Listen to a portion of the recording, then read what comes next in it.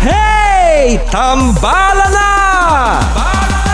At eto na sila, ang nag-iisang masugid na tagahanga ni Nicole Yala.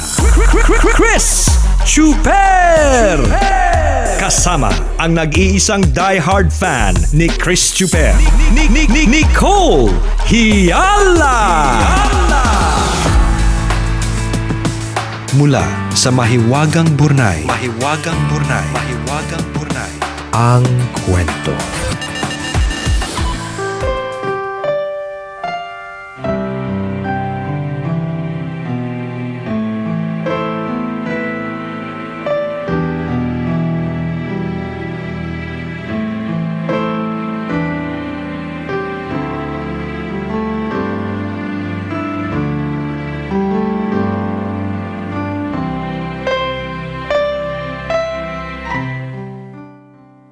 Sabi nga nila, don't judge the book by its cover.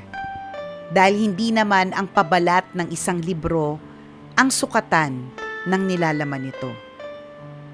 Dahil marahil ang pabalat niya ay maganda, pero ang nilalaman ay hindi naman pala. Sa ganitong kasabihan ko, mailalarawan ang aming tinitirahan dahil kung titingnan mo ang bahay, mahihikayat ka talagang tumira dahil sa malaanghelang itsura sa laki nito at ganda ng kulay na nakapintura dito. Ngunit pagdating sa loob, doon mo palang makikita ang pangit na nilalaman nito.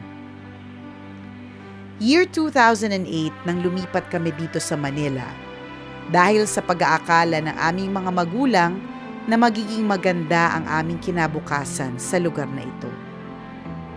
At yun na nga, nakarating kami rito at sa pagdating namin ay nakitira kami sa bahay ng mga kapatid ng aking ama. Sa unang tingin ko pa lang ng bahay ay natuwa na ako. Iniisip na magiging maganda nga ang buhay namin tulad ng gandang tinataglay ng bahay na ito. At oo, nahikayat kami nitong bahay na ito upang tirahan namin dahil hindi ito tulad ng bahay namin sa probinsya na mala vintage na sa luma. Ngunit sa pagpasok namin, bigla ako nakaramdam na masamang hangin na nagsasabing hindi magiging maganda ang kahihinatnan ng buhay namin dito. At tila nga totoo ang nararamdaman ko dahil sa pagtingin pa lang ng mga tito at tita ko sa amin, makikita mo talagang hindi nila tanggap ang aming pagdating. Ngunit pinabayaan na lang namin yon at hindi pinansin. Lumipas ang maraming taon, hindi pa rin nila kami tanggap.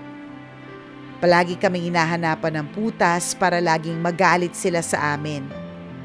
Ngunit wala naman kaming magawa at maging ang aking ina ay nanahimik na lamang dahil kahit naisin namin ang lumipat ng ibang bahay, wala namang kaming pera.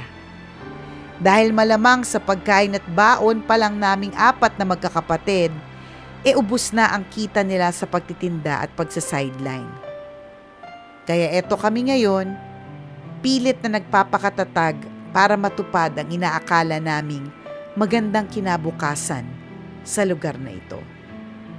Dahil walang permanente sa mundong ito, at yun ang pinanghahawakan namin, na ang masamang kapalaran na dinaranas namin ngayon sa bahay na malaanghelang itsura, ngunit malaimpyerno ang loob, ay mababago pa. Sa ngayon ay 12 years na kami nagtsatsaga sa bahay na ito at patuloy na umaasa na sana ay kasabay ng paglaho ng COVID-19, ang paglaho ng paghihirap namin sa bahay na ito. Ako po si Christian, isang tambalanista, at ito ang storya ko sa loob ng bahay na malaanghelang itsura, ngunit malaimpyerno ang nilalaman.